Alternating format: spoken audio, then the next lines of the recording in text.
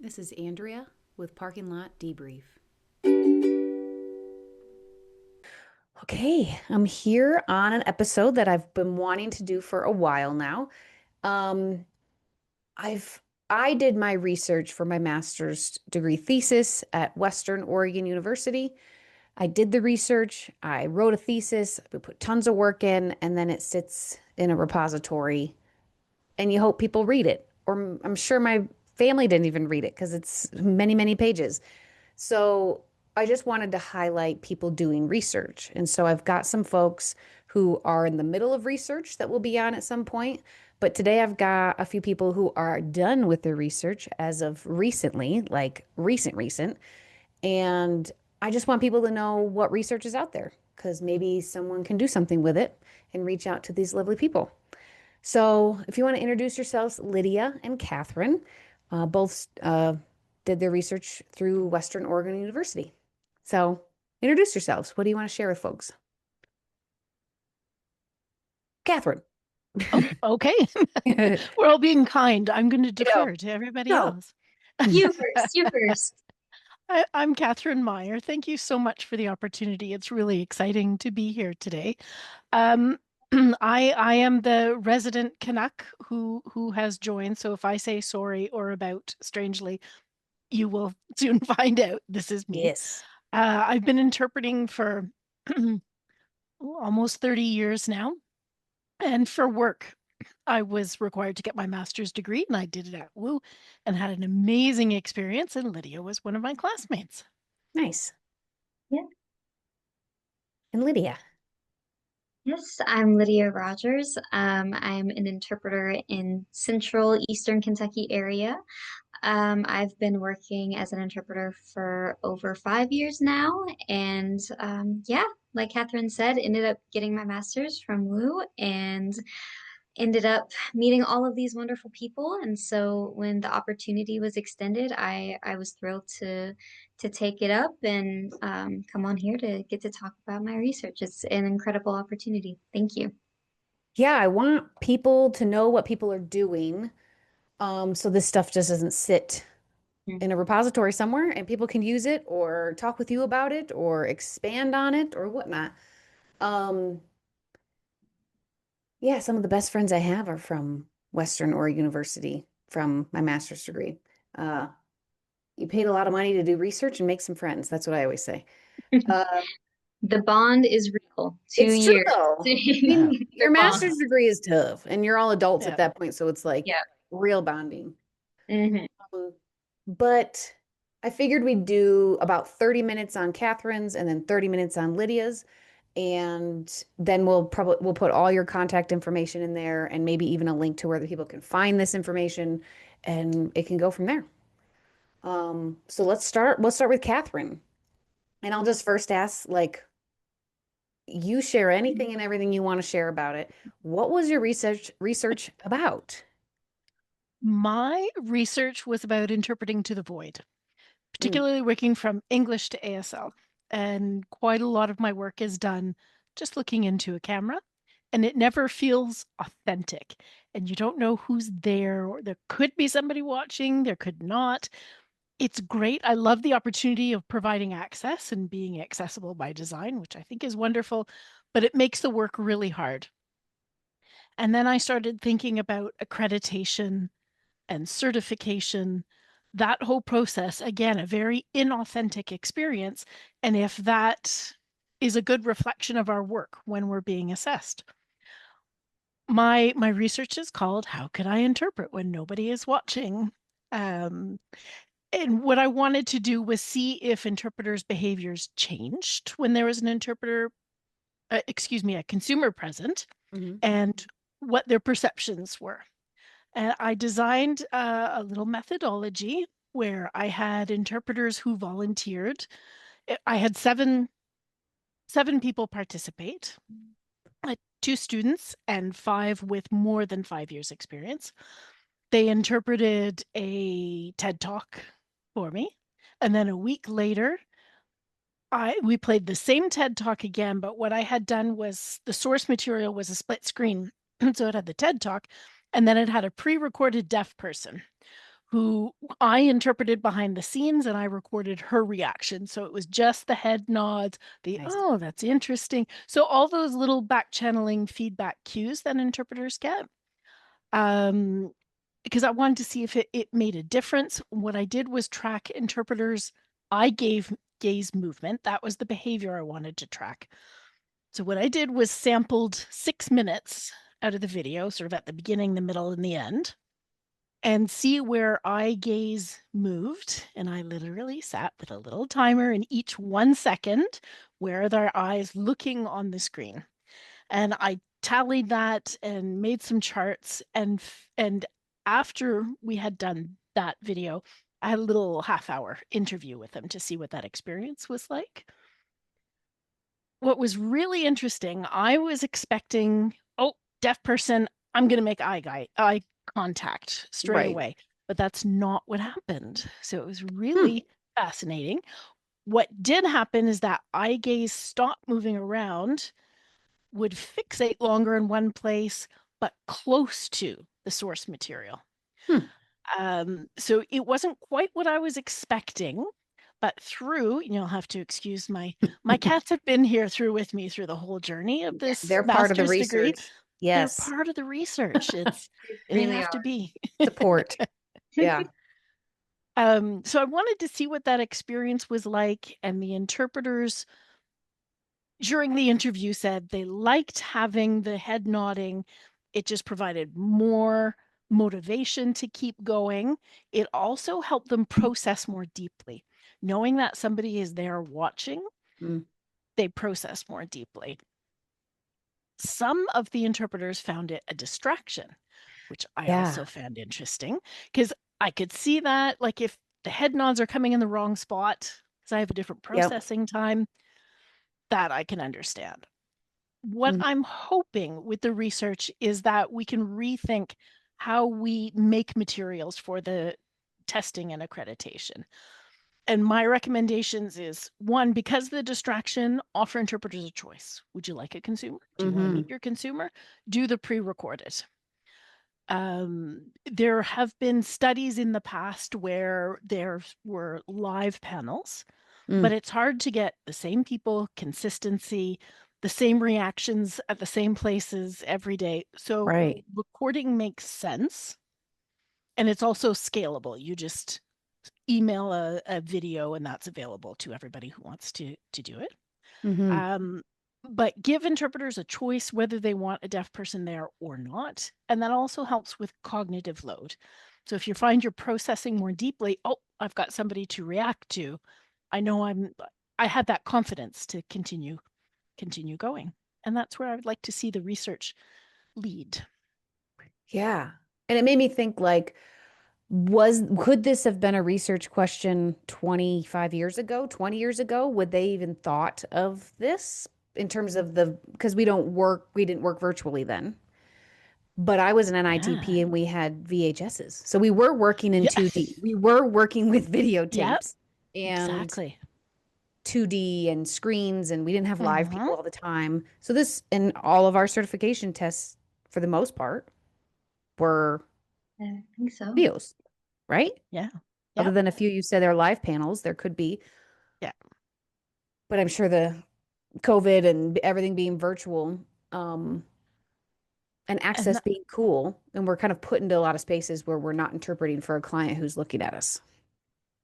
exactly.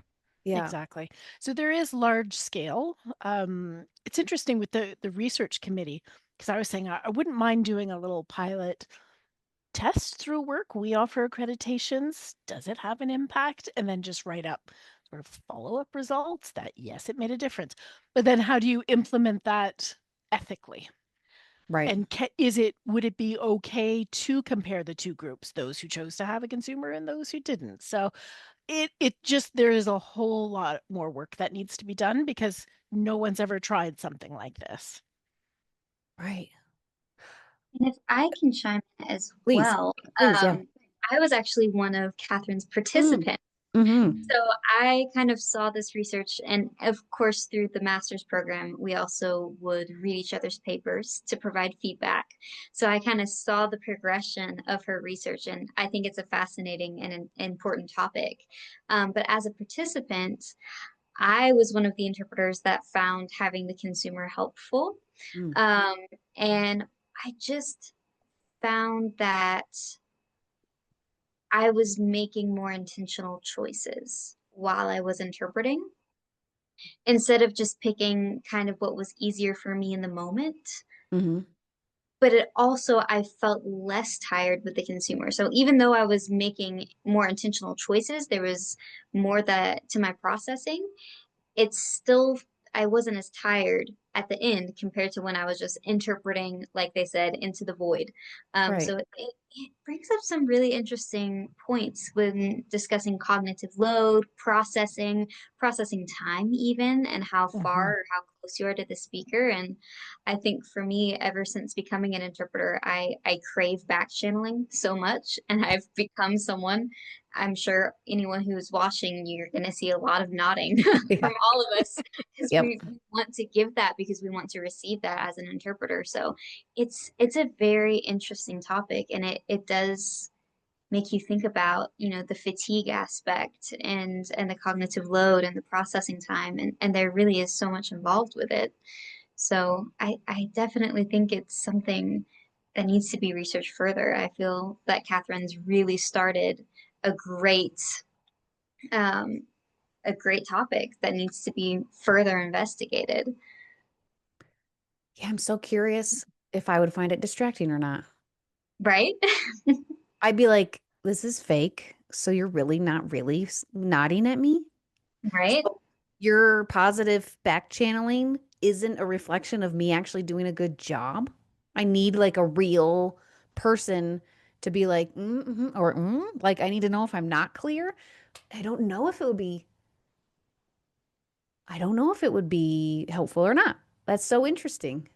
It was fun to be a participant Yeah. because I will also say that Catherine deceived me. That was part of her methodology was we did not know, the participants didn't know that there was going to be a difference Mm, between the two videos. So for a moment, it did kind of take me a little bit by surprise. And then I don't know, just something about having that person there. And like she said, I wasn't doing anything intentionally because I didn't know what she was looking for. Um, but beauty I of also research. felt, yes, felt less distracted. And I think that was the piece with the eye gaze where the gaze kind of stopped bopping around all over Mhm. the place and it drilled in. So I think that was also something to do with it. Even if I wasn't looking directly at that back channeling, at that person, it helped me come to a better focus, if that Yeah. makes sense. Instead of having that, Mhm. like, oh, I'm looking here, I'm looking there, I'm in my living room or wherever. So there's some What did interesting points to it. the the people who found it distracting, what did they say? Why was it distracting? Part of it was the mistiming of Ah, the head yeah, nods.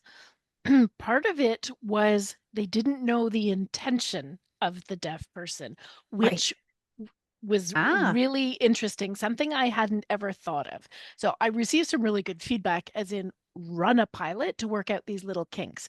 Because right, I had a couple, and it happened more than once, who thought, is this person, is it nefarious? What's right. happening here? Why are you looking at Right? Like, me? is this right? So they didn't exactly. So who are you? Is it another interpreter? Is Ah, it like what is their role? So it took a minute to figure out. And one interpreter completely avoided looking anywhere near the source just hmm, because it was too much. And I thought, well, that's interesting too. So there's just so much to unpack. And, so my little much. research project just it's the beginning of the conversation Mhm. about what this means. But Right. interestingly, one of the interpreters, the experienced interpreter who said it was distracting, ended up moving the deaf consumer partway through, and I could see a little physical shift. Um, it moved it more centralized, and then the eye gaze started to look down there Hmm. more as in trusting. So initially distraction, and then went, actually, I do appreciate, even though I know this is false, it's contrived experience, it's still Right. really helpful. So at least it's approaching a little bit more on the authentic side. Right. Could the interpreter see themselves? They could. So they had Okay. that option. We use Zoom exactly like Hmm. this, and most of them reported keeping their own self view on. Mhm. Many like to use it as a framing method, not necessarily for error correction. Spoken language interpreters can hear what they produce and they know where the errors are happening. Sign language is a little bit different. I can't see myself to Right. error correct, so you're often relying outward, which Mhm. is either a co-interpreter, a teamer, or a deaf consumer to give some kind of feedback. Yeah. Because I know interpreters who are like, I do stare at myself on Zoom, or I hate watching myself sign on Zoom. So, and then, but when you interpret in person, you're like, I can't see this feels weird. I can't see myself. But we do interpret differently in person. If we're interpreting for a graduation, a large group of people, we sign bigger, we sign differently, a little bit more Mm-hmm. broad versus Mm-hmm. if I'm getting feedback from someone, I can see what's making sense and what's not.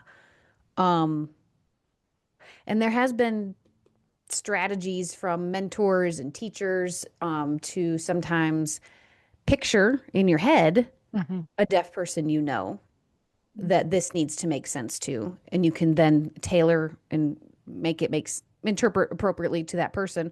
Or I know some people have printed pictures during BEI or a CASLI test and put it near the camera of a deaf person that they need to be clear for. So, I mean, that's right along the lines of that.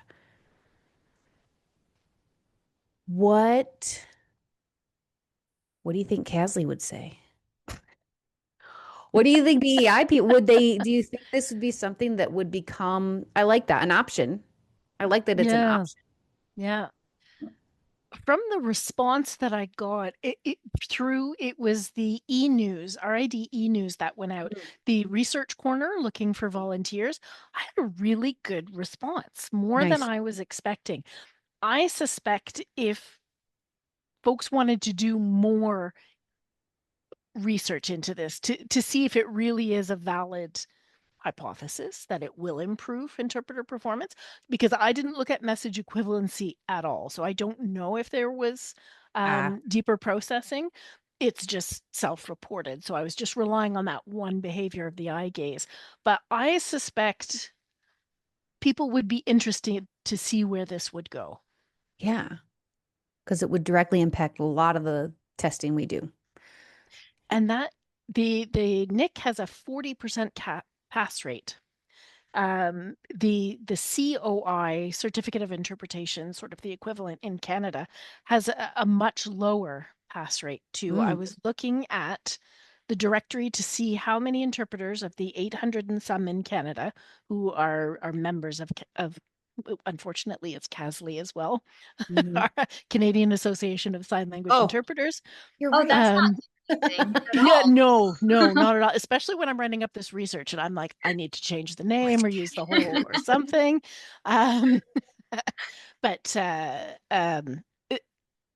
fewer than 10% of registered interpreters, not registered, that's the wrong word, but members of Mm. CASLI hold their COI, which is not a great statistic. Right. So what can we do? So this might be one part of a number of different options to help improve performance.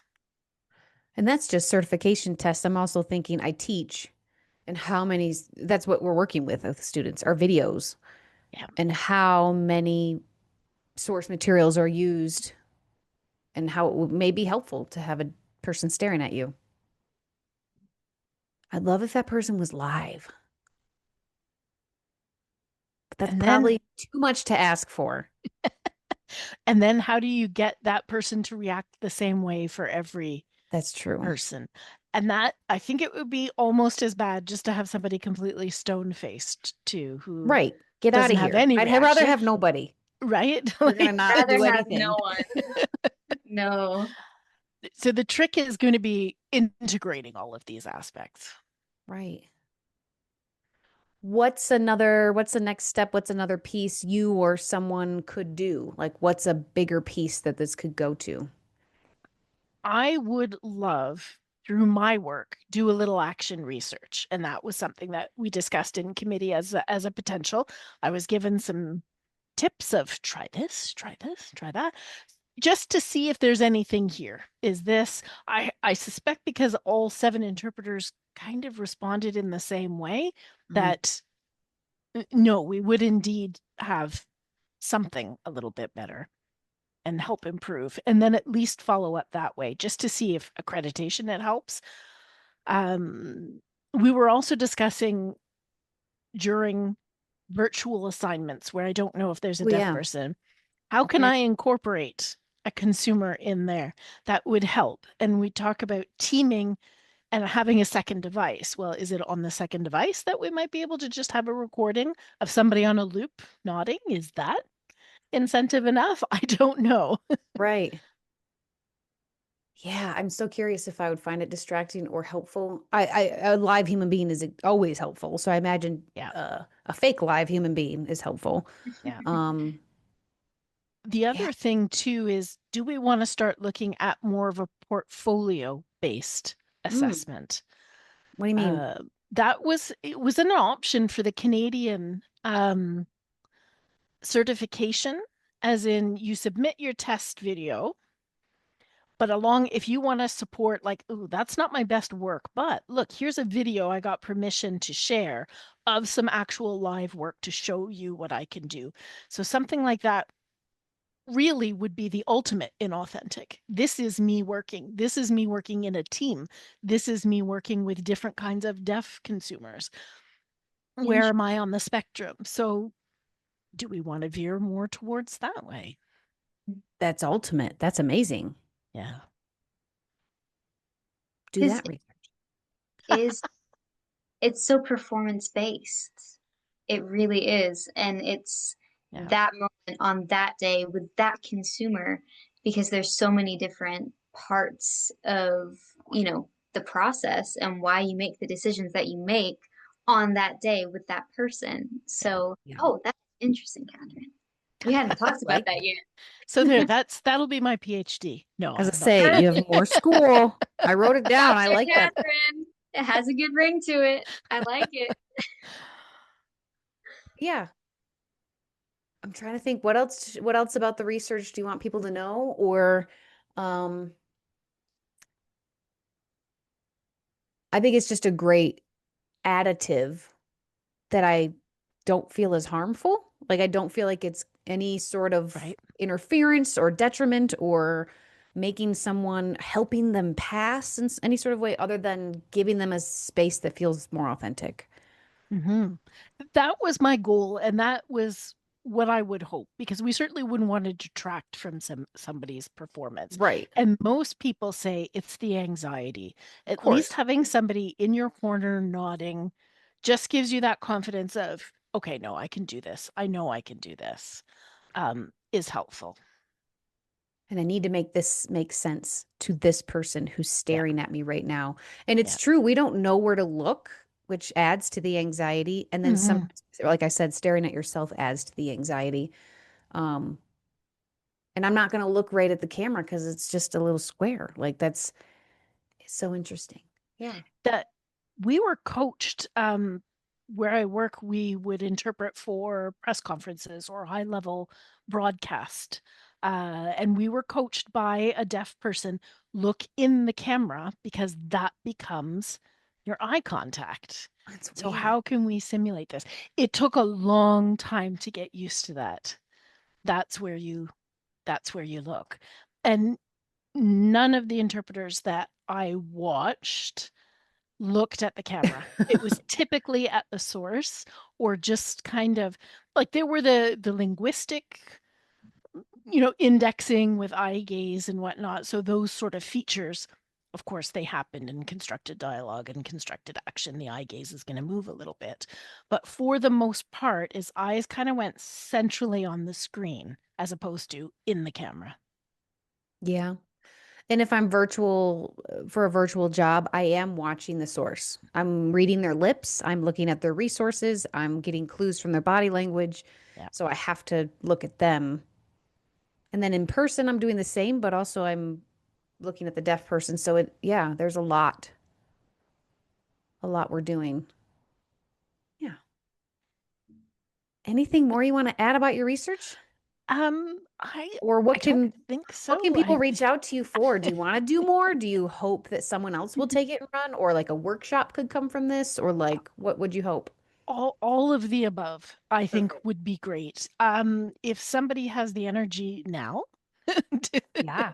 to take it on, that I would absolutely welcome that. I would be happy to share the resources and the materials that I found.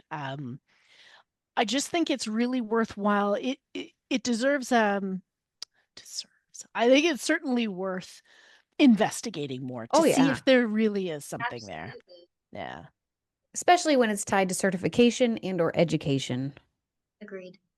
Because those areas, and we're still trying to figure out the 2D world. We're still trying to Yeah. figure out the virtual aspect. And highly doubt BEI or NIC is ever going to go live panel. People don't have resources for that. So like No. this is an intermediate option. Hmm. Yeah. I love Yeah. that. What made you want to do that research? What spurred that? It went back to doing the press conference, the high level, Ah, so it's already a nerve-wracking experience. yeah. And then compound that of I don't know if anybody's watching. Um, it just how do we make this all work? And then coming out completely exhausted, if like after an hour Ah, and having a team of two, but just being completely exhausted, and that's what spurred the whole thing. And so for the research, I narrowed it down to just testing. So a lot of what I had looked up was assessment, just because it just felt like too big a rabbit hole to go down. Well, what else is happening? All right. the extra intrapersonal demands that are happening that Oh, for just sure. skew the cognitive load of I'm just juggling too many things all at once. Why the exhaustion? And Lydia, why do you feel less exhausted when you're looking at someone? I mean, I have my thoughts of why, but like why do we think that? Catherine, do you want to go first, or I can Uh, I can try to explain. go for it. It's trying to think of the best way to describe it. Um, I think it just boils down to connection, Mm, even if it's a fake connection. But I find that when there is someone there, again, it helps me focus. It makes my sign choices more intentional, and I just feel connected and that I'm able to push through and that we're making progress and I know why I'm here.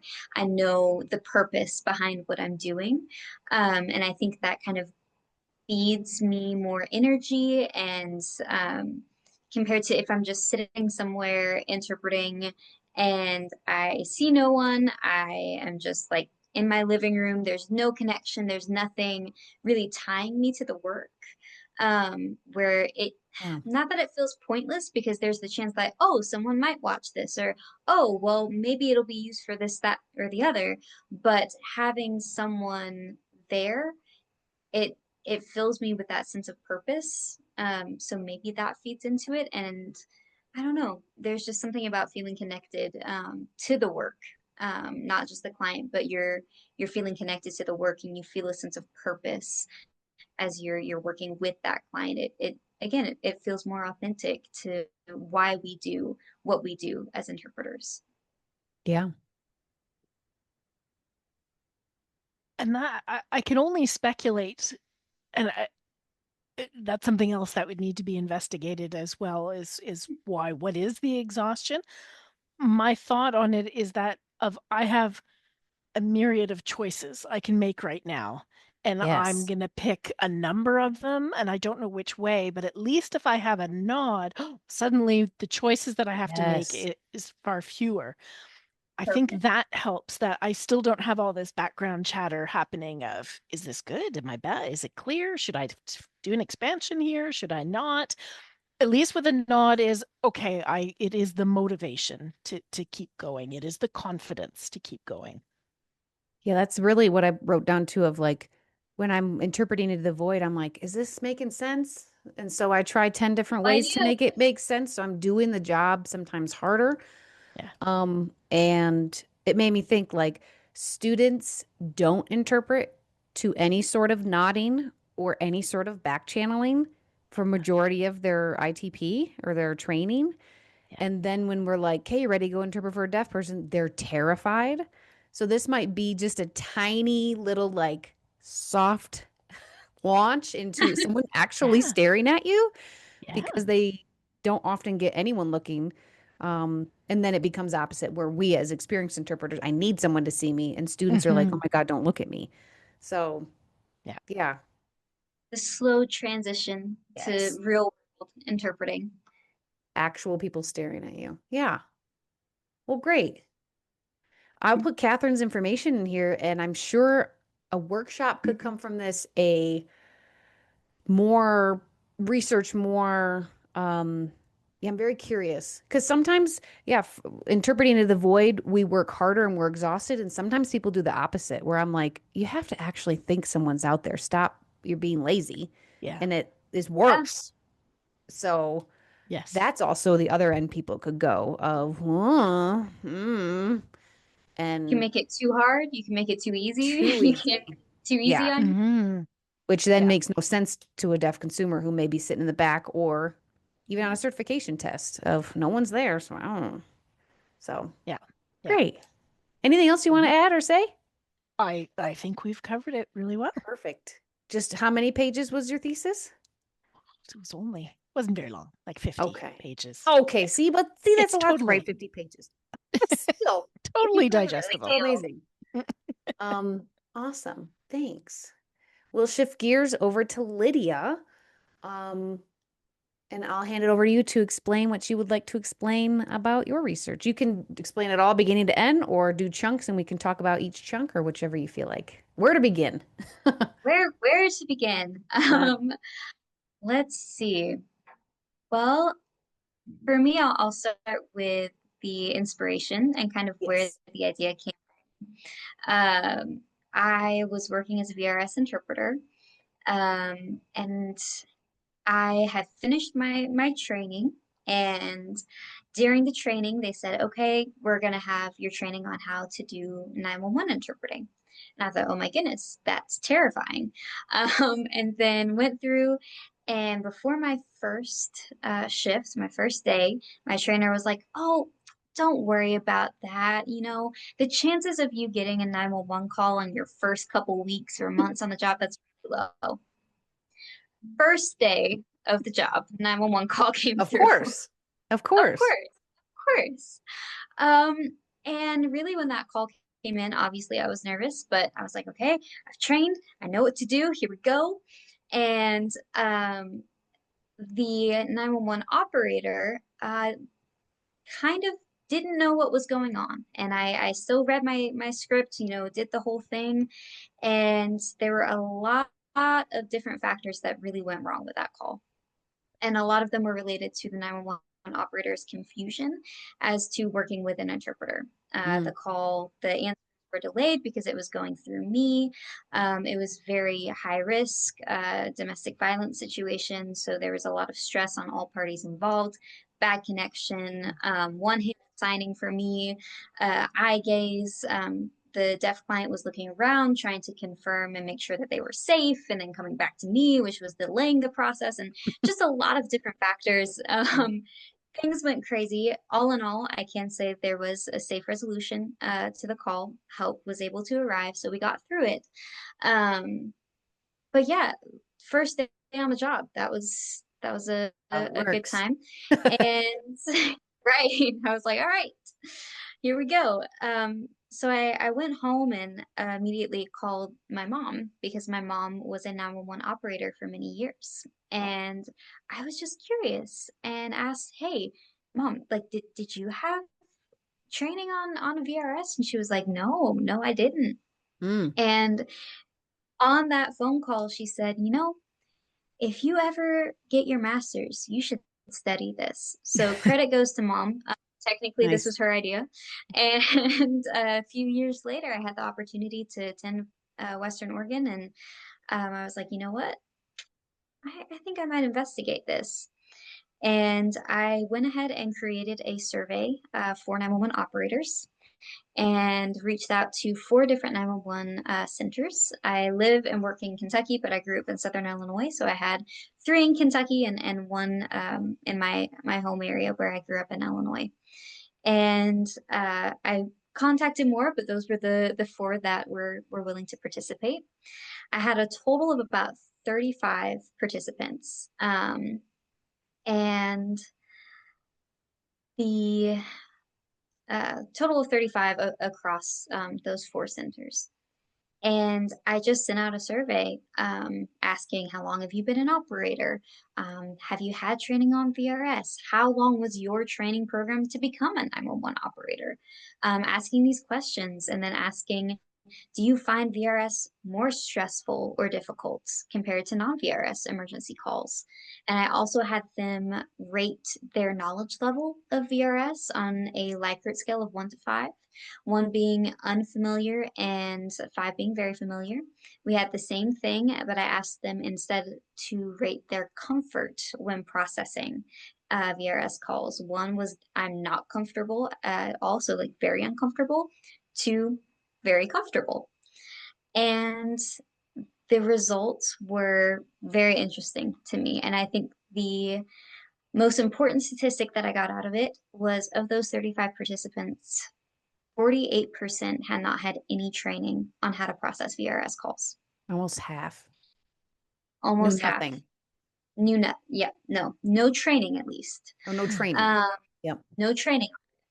And then the other almost half, 48%, said, I've had some. They had the option to choose significant, some, or none at all. And the 2% that's missing there, which came out to be 1 person, so it was 17, 17, and then 1. Only 1 said that they had significant training on VRS.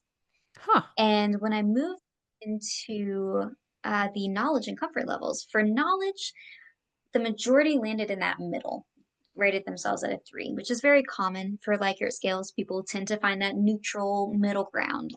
So 13 rated themselves kind of there, and then it went from there. I don't have the graph in front of me, but that's where the majority ended up, which I labeled as somewhat familiar. We moved to the comfort levels.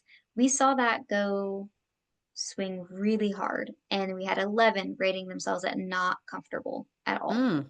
And then I think only 6 said that they were very comfortable. And so that caught my attention. And so I went in and I pulled up all the participants that rated themselves at that 5, that high level of comfort. All but 1 had over 10 years of experience working as an operator. Mm. So the data is suggesting is that the 911 operators who are very familiar, very comfortable, they're relying on their experience rather than their training, They've been which is there. natural. Right. They've been there. That's natural with any skill that we have. And for me, I thought back to that moment when I was that new interpreter interpreting this 911 situation. I fell back on training. So it didn't matter that it was day 1 of the job. Obviously, I would do hopefully a better job 5 years into the field, but still in that moment, I had something to rely on. I had training that I could depend on. And so that's what the data was showing on the quantitative side. And then I also asked them, what do you find stressful? What's causing the stress? Do you find VRS more stressful? And the resounding answer was yes, that it is more stressful. And those factors were the delay, right? It's going through another person. So those moments of silence, okay, they're not hearing anything. What's going on? Are they still there? hello, is anyone there? They Yep. don't have the background noise. There's nothing there. And they So rely a lot on that information, I imagine, for all of absolutely everything. That's true. everything. Yeah. Yeah. Everything in that situation is it's life and death. I mean, every second counts when you're in an emergency. And so not knowing what's happening, there's a delay. They don't have as much experience with them. They don't have the training on it. They don't pop up frequently. So all of these factors come into play um, on top of an already stressful situation Mm. where, everyone in the situation is under some kind of stress. And so that's what I was finding out. And I also asked, okay, if you had a training, what would you want? I wanted to get a baseline of what they were interested in, what what they felt was missing from their education, from their training. And there was a lot of interest in, okay, what's the interpreter's role? What does the interpreting process look like? Mm. What's the deaf person's experience? What are they seeing? What can the interpreter see and do? Mm. What is this whole situation that I'm in? Um, and then there was also questions about you know, legal factors. If the interpreter's there, can they say what they're seeing in the background? Can they point out these things? So there were so many great questions and so many Yeah. great points of interest.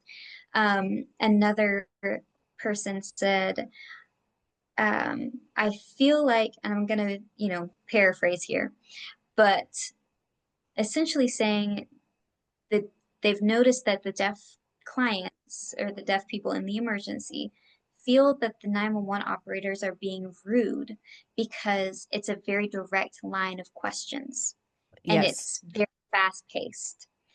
So it that brought up kind of a cultural aspect and maybe, okay, we need training for operators, but then it brought up a whole nother line of research about deaf educating the deaf community about using 911 because I thought back to my childhood and I remember my mom sitting me down and teaching me about 911 and explaining to me as a kid, if something happens and you can't get a hold of mom, who do you call? And okay, first you tell them where you're at, you tell them what's wrong, you just answer their questions. So there's also community training, that's an option and making sure that there's an expectation set that this is going to be very fast paced. They have all of these questions that they're going to be asking.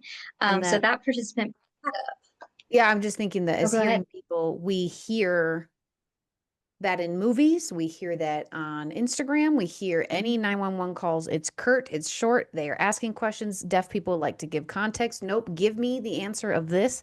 Now we're going to move forward.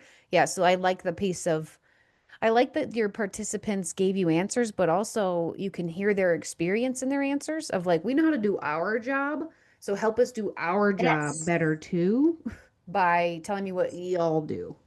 I can hear that in your yes, answers from them. That's cool. yes. And at first I was, I have 4 centers, and of course I wanted this big nationwide research project, but I would not have gotten the project finished on time. Great. Um, so I was grateful that the participants that I did have were so in depth Yeah. and just so open with their responses. It just showed such a genuine interest and a desire for training, a desire to make improvements in this area. And I'm eternally grateful to them for taking the time to participate. And I was just thrilled with the responses that I got because you put it out there and you hope that you get something that's worth, investigating. It was definitely the first of its kind. I did not find any other previous research. So my lit review was just looking at the history of both fields. And you really start to see some parallels. You see, interpreting was birthed out of a need for communication.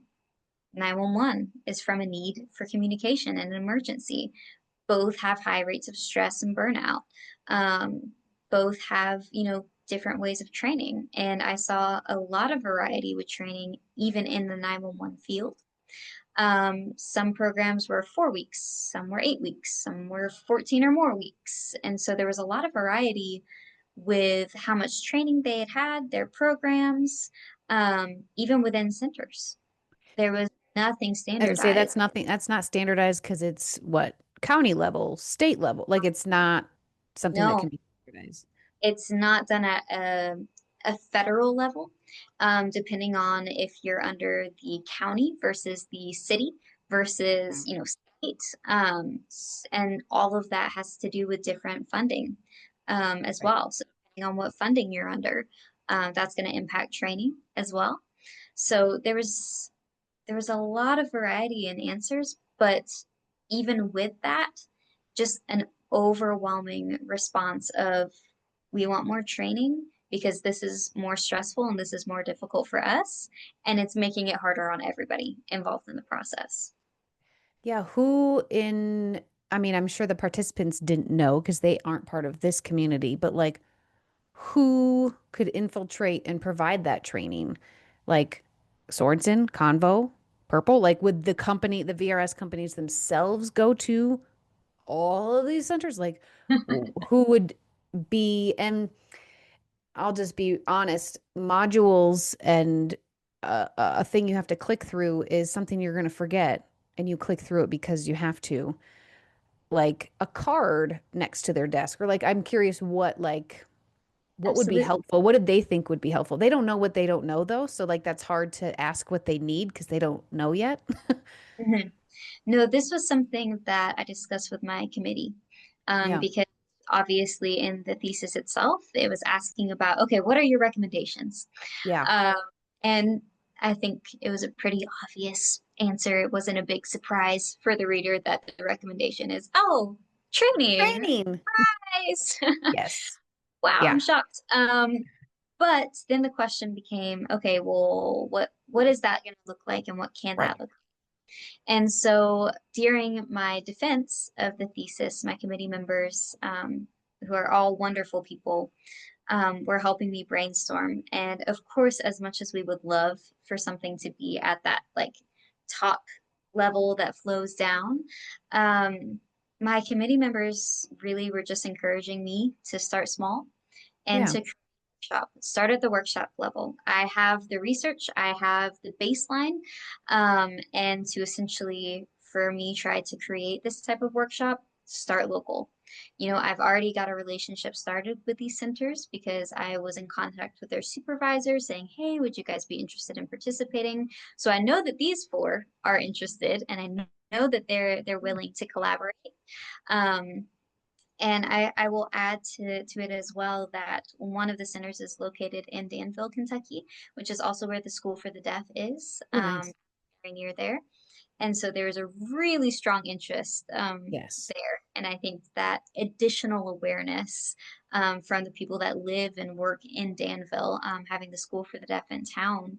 Um, so I think maybe starting small, and building from there, and just going in person to these places, and giving workshops, and just growing from there. And during my master's, I did end up making a fact sheet for Nice. for 911 operators about VRS.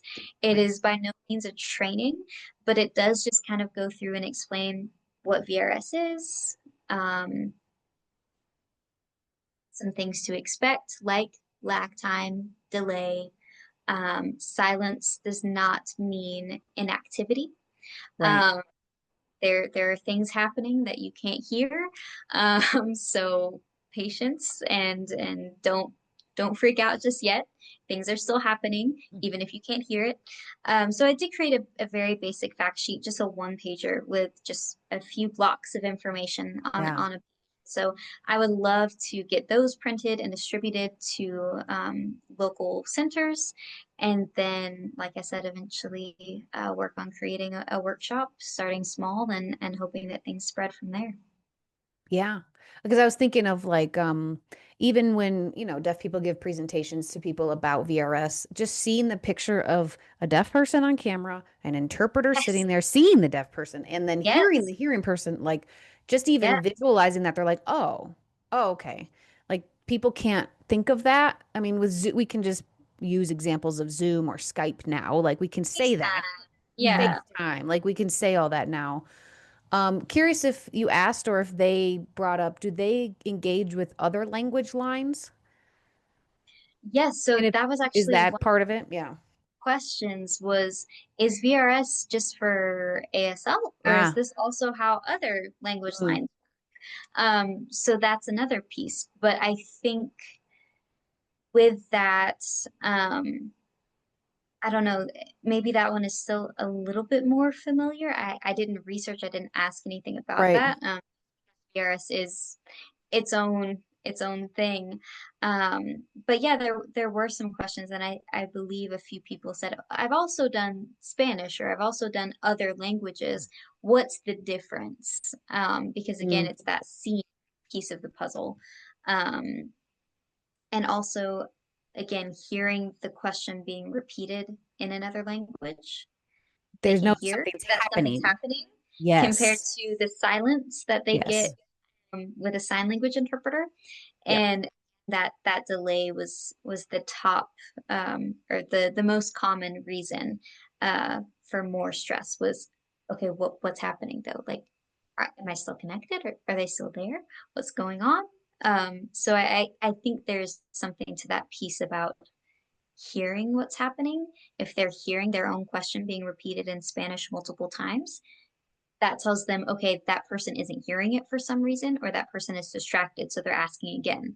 Compared to if I'm having to ask a question multiple times in sign language, and then it's just a even longer silence, and they can't hear that I've asked it 3 times and I'm waiting for a response Right. because something on the other end isn't, they're either put the phone down, they're not looking, or they can't hear, the connection's bad, any number of reasons, but there's no clue, there's no hint as to what is happening behind the scenes. You asked a bunch of 911 dispatch folks. I'm curious if another piece of research could be asking VRS interpreters, not about the deaf side, but the engaging with the dispatcher, like what are common, like, stressful things about that? And I'm sure we can name them. But yeah, I'm curious what the interpreter side would say. Absolutely. Yeah. And I had originally thought of doing 2 surveys, one for the 911 operator and one for the other. And my committee members very kindly and gently said, Too much. too much, calm down, Yes.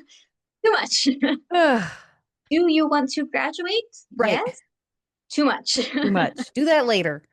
Yes. Yeah. Part 2. So I think similar to Catherine, this was definitely part 1, step 1. I think all research is, especially your Mhm. master's degree thesis, is step one Yeah. of trying to figure something out. Catherine, I didn't know if you had any questions or thoughts I or, do actually. yeah. It's all of the ones. You've all answered them, so I'm like, oh, thank you. But I'm wondering, Lydia, is there an opportunity to partner either with state, county, local associations of the deaf to go in and kind of Oh, co-present? yeah. Because that I think the cultural aspect is you're bang on when you're saying deaf person wants to give all the context and 911 are the opposite. It's no, just what is this? Where Um, are you? Yes. exactly, exactly. Like, Yes. are you safe? Yeah, That's right.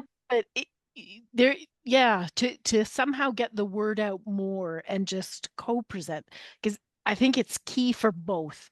And Lydia, you're right because that in Canada, VRS is still brand new. It launched in 2016 in Canada, so there was a lot of education and continues to be a lot of education. We only have one federal VRS, Canada VRS. Very, And yeah, I very know how appropriately convenient for the title. I was going to give you the French and thought, no, what is it? SLV? It doesn't matter. Remember, But you're interpreting for yourself later, so that's That's right. right. That's right. Um, so they have staff who go out and train, and I'm sure they're doing the same of contacting various impacted associations like 911 call centers.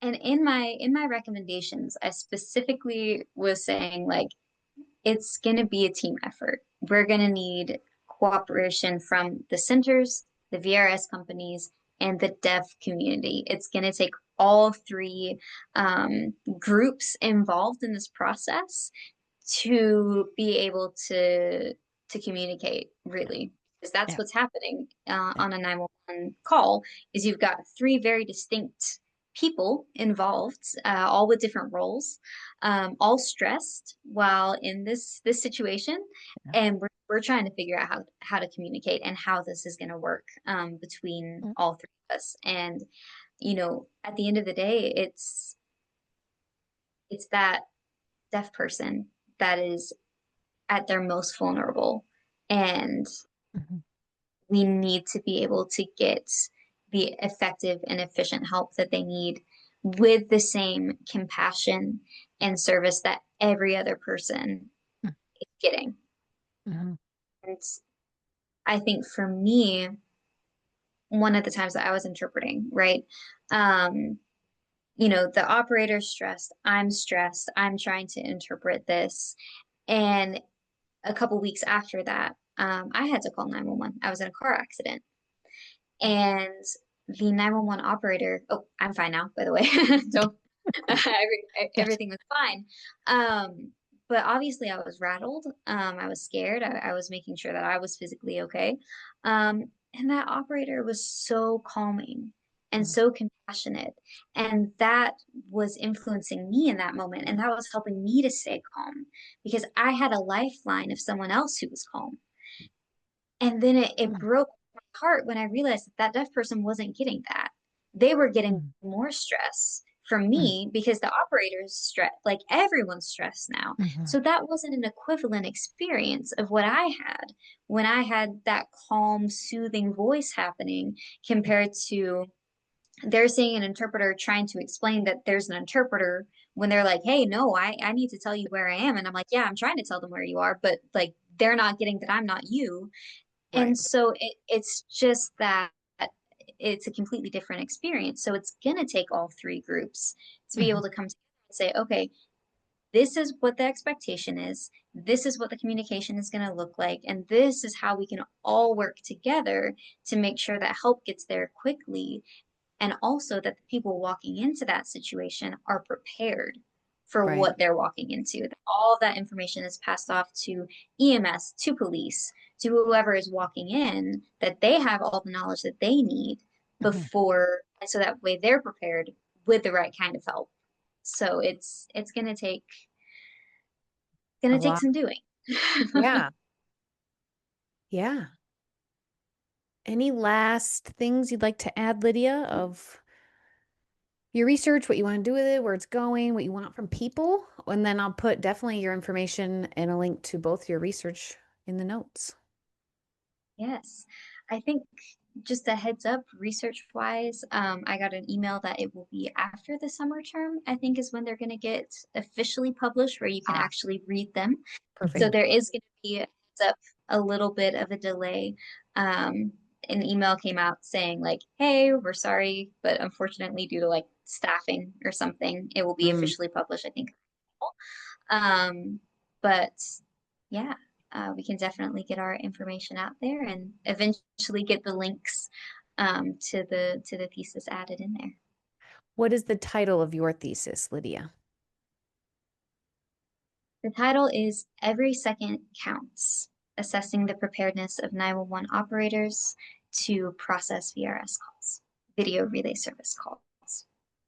Awesome. And Catherine, I didn't ask the title of yours. What is the title of your research? How can I interpret when no one is watching? Nice. This was fun. This is exactly what I wanted is You know your stuff. You've been staring at it for a long time. You've made charts about it. You've written about it, talked about it.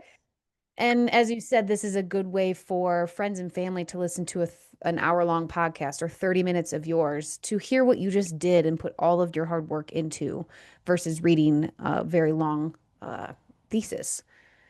And 81 pages. It's a bit long. right. It's a little dry. Yeah. But this is a good summary versus for people to just at least hear about it, and people who may not be interpreters will be able to actually listen to it too.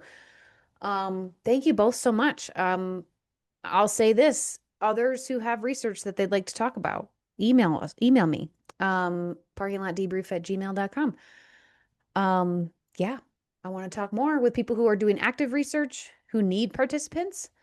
And if interpreter is the crowd that you're trying to reach, then we'll do that. But yeah, thank you both so much. You're my first ones on.